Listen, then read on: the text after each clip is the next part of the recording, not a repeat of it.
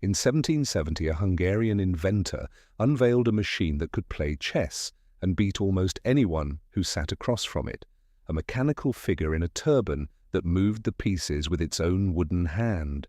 It was a fraud, and a brilliant one. Hidden inside the cabinet, folded among the fake gears, was a human chess master working the arm by candlelight.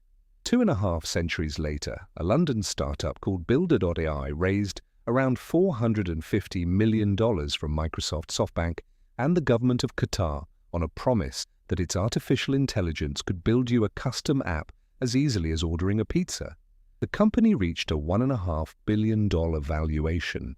And then people looked inside the cabinet and found, to a remarkable degree, the same trick from 1770, not a breakthrough, but around 700 human engineers in India typing as fast as they could. Before this is over, you are going to see a company sell ordinary human labor as cutting-edge artificial intelligence for the better part of a decade, even after a major newspaper said so out loud in 2019. You are going to see an accounting maneuver that allegedly made $50 million in real sales look like 220, and you're going to watch the whole thing collapse, not because the technology finally failed, but because a single creditor reached into the company's bank account and pulled out $37 million. One note on fairness before we start. The company's collapse and the audit findings are a matter of record, but the founder has not been convicted of anything and denies wrongdoing, so where something is an allegation, I will say so plainly. Builder.ai was founded in 2016 by an entrepreneur named Sachin Dev Dugal, who gave himself the company title Chief Wizard. The pitch was genuinely appealing, which is exactly why it worked. Building software is slow, expensive, and frustrating, the kind of thing that needs engineers, designers, and months of time. Builder.ai promised to erase all of that. You would simply tell its AI assistant named Natasha what you wanted, and she would assemble your app from reusable building blocks on her own. The company said Natasha could build at least 80% of an app automatically, with no human coding required. The timing could not have been better. As the artificial intelligence boom took off, investors were desperate to back the company that would make software build itself. And Builder.ai stepped forward and said, "That's us, we already did it." Microsoft took a stake and folded the startup into its sales partnerships. The Qatar Investment Authority poured in money. On paper, Builder was one of the most important AI companies in Europe. There was only one problem, and it was a fairly large one. The artificial intelligence did far less than the marketing said, and the gap was filled by people. According to reporting that goes all the way back to a Wall Street Journal investigation in 2019, much of the AI-built software was in fact written by human engineers, hundreds of them, largely based in India, working from customer requirements much like any ordinary software agency. Natasha, the assistant doing the magic in the demos, functioned in practice as a friendly front end for a very human assembly line. There is a name for this now. It is called AI washing, dressing up routine human work or simple automation as proprietary artificial intelligence, because the word AI is worth so much more to investors than the word agency. This is the same species of deception we have seen before on this channel.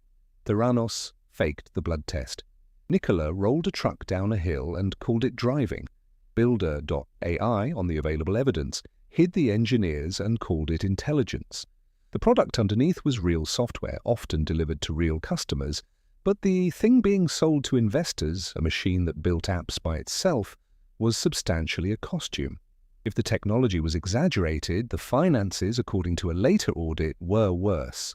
When new management examined the books in 2024, they found that the company's reported revenue had been inflated by roughly 300%. Builder.ai had claimed around $220 million in sales for the year. The real figure was closer to 50. The accusation of how it was done is the interesting part. Investigators and the company's own review pointed to a practice called round-tripping. Builder.ai and an Indian social media firm called Verse Innovation are alleged to have billed each other large matching amounts, on the order of $180 million over several years, for services that prosecutors and auditors suspect were never really delivered. Money would leave one company, arrive at the other, and come back, and each time it made a loop, it looked like a fresh sale on the books. Both companies have denied any wrongdoing, and these remain allegations rather than proven facts. But the effect, if the audit is right, was a business that looked 4 times larger than it actually was, sustained by a burn rate that real revenue could never have covered. Here is the part that should bother you the most. None of this was deeply hidden. The Wall Street Journal questioned the AI claims in 2019, 6 years before the collapse. The math never quite worked. And yet the money kept arriving from some of the most sophisticated investors on Earth. The reason is the hype cycle itself. When an entire industry decides that artificial intelligence is the future, the pressure to be holding a piece of that future becomes overwhelming, and the appetite to look too closely disappears. A company that says, "We have the AI everyone wants," is offering investors exactly the story they came to hear. Skepticism feels like missing out. So the questions that should have ended this in 2019 got waved through for another 6 years, all the way up to a partnership with the largest software company in the world. When the end came, it came quickly. In early 2025, with the finances unraveling, the founder stepped back from the chief executive role and new leadership took over. An emergency funding round of around $75 million was attempted, and it failed. The company was running out of cash. Then came the final, almost mechanical blow. In May 2025, a creditor named Viola Credit, which had lent the company money, exercised its rights and seized about $37 million directly from Builder.ai's accounts, leaving it with too little cash to operate even its day-to-day business. Within days, the company that had been worth $1.5 billion declared insolvency. Roughly 1,000 employees lost their jobs, and authorities in the United States reportedly opened an investigation into how the books had been kept. It is tempting to file Builder.ai under simple greed, and there was surely some of that. But the deeper lesson is about a specific and very modern trap. There is a legitimate, valuable thing called human in the loop, where people supervise and correct an AI that is genuinely doing most of the work. And there is a fraud where humans do the work and an AI is painted on top for the investors. The two can look identical from the outside in a demo on a stage.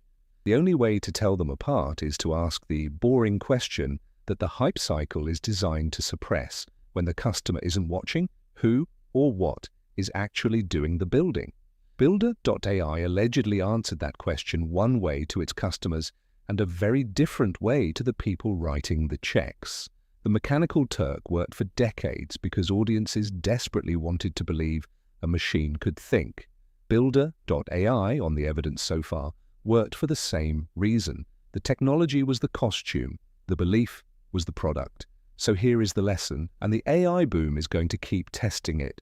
When a company tells you software now builds itself, or a car now drives itself, or a machine now thinks for itself, do not ask whether the demo is impressive. Demos are always impressive. That is what they are for. Ask the unglamorous question instead: who is inside the cabinet? If the honest answer is a few hundred people in another country typing very fast, you are not looking at the future. You are looking at a very old trick wearing a very new word. Builder.ai painted an AI over a room full of human engineers.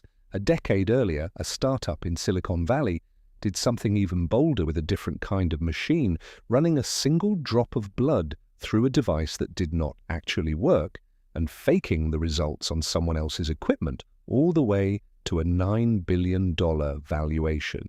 Same costume, different machine. That story is already on the channel and the link is on screen.